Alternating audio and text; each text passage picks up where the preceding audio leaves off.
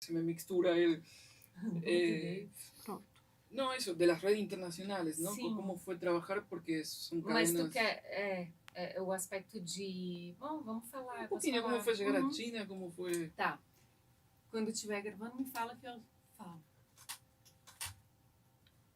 Pode ir. Tá. A Rádio Internacional da China, ela é um projeto de Estado do governo chinês, muito grande e muito bem feito. É a maior rádio do mundo em número de idiomas.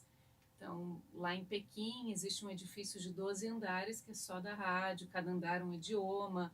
O nosso trabalho em língua portuguesa, a gente dividia escritório com o trabalho de Esperanto. Nenhum país existe que fale Esperanto, né? Mas existe um serviço de Esperanto. E a Rádio Internacional da China tem o foco de divulgar notícias da Ásia para outros países. Então, para falantes de língua portuguesa era o meu trabalho.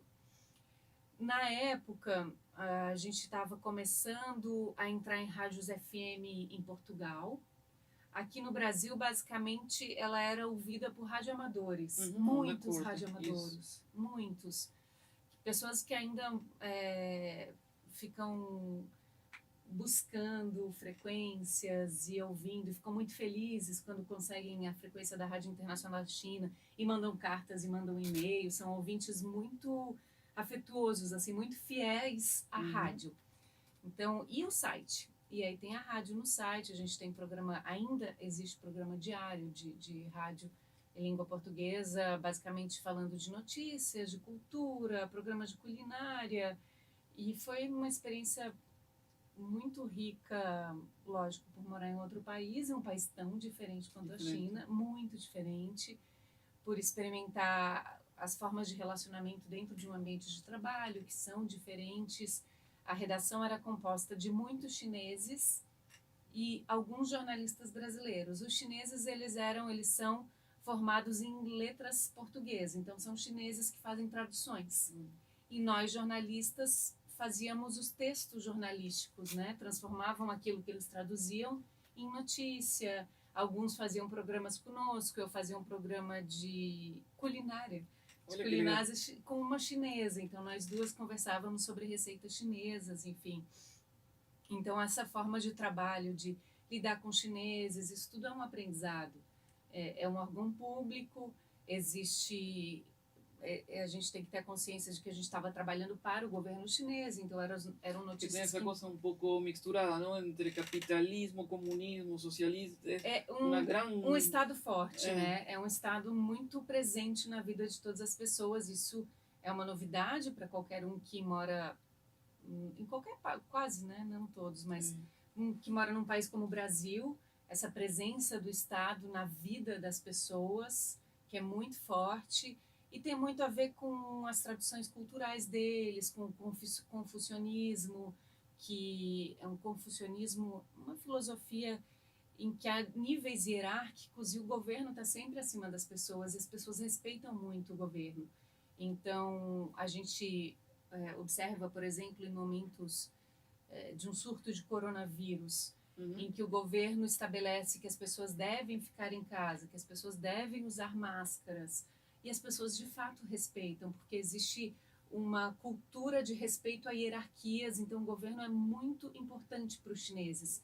E conviver e aprender com isso é muito interessante. E você estuvo 2 anos? 2 anos. Nossa, deve ter sido uma loucura, não? Porque... Foi. E 2 anos, quando, por exemplo, não existiam aplicativos para chamar táxi, por exemplo. Olha. Então você tem que aprender a falar com o taxista. Hoje você chama, né? Num aplicativo um carro, não precisa trocar nada. Põe ali o endereço e deu. Então tem que aprender a falar com o taxista, se comunicar. Os tradutores online não funcionavam muito bem na época. Hoje a gente consegue. Hoje as pessoas... Eu fui para a China agora recentemente e é muito mais fácil de se comunicar.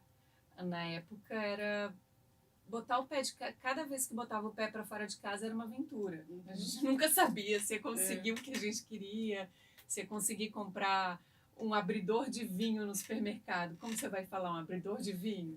Pensou em ficar ou não? Tinha consciência que você ia estar um tempo? E... eu fui para ficar 1 ano, gostei, renovei meu contrato, fiquei mais um 2º ano. E aí tive vontade de voltar. Eu ainda tenho vontade de experimentar mais da Ásia. A cultura asiática é muito diferente da nossa. A culinária, as relações pessoais. Eu gosto muito da Ásia, me apaixonei pela Ásia. Então até voltaria, mas na época eu tive vontade de voltar para o Brasil. Estoy pensando como para relacionar todo. Y un podcast de cultura asiática Muito para legal. CBN, ¿você já estuvo pensando, não? Já pensei. Falta Porque tempo. você também é um referente, não? Falta tempo para fazer. Já pensei. Eu percebo também que não há tanto interesse. As pessoas têm muito interesse ainda aqui no Brasil. O interesse nosso está muito relacionado às culturas europeias e americanas. Muito mais norte-americanas do que latino-americanas, infelizmente. Então, a gente estuda muito pouco, se interessa muito pouco pela América Latina e pela Ásia. A Ásia, Oceania em geral. A Europa e Estados Unidos ainda são culturas muito fortes aqui no Brasil e muito admiradas, e tem motivos para ser admiradas, né? Mas a gente estuda muito pouco a Ásia. Então, também tem essa barreira de, embora a China esteja aí, uma das duas economias, está disputando com os Estados Unidos entre as maiores economias do mundo, ainda é muito desconhecida. E muito porque as pessoas não têm muita vontade de conhecer. Tem essa barreira, assim. As pessoas acham tudo muito exótico, muito diferente e se afastam muito. Mas vamos ver.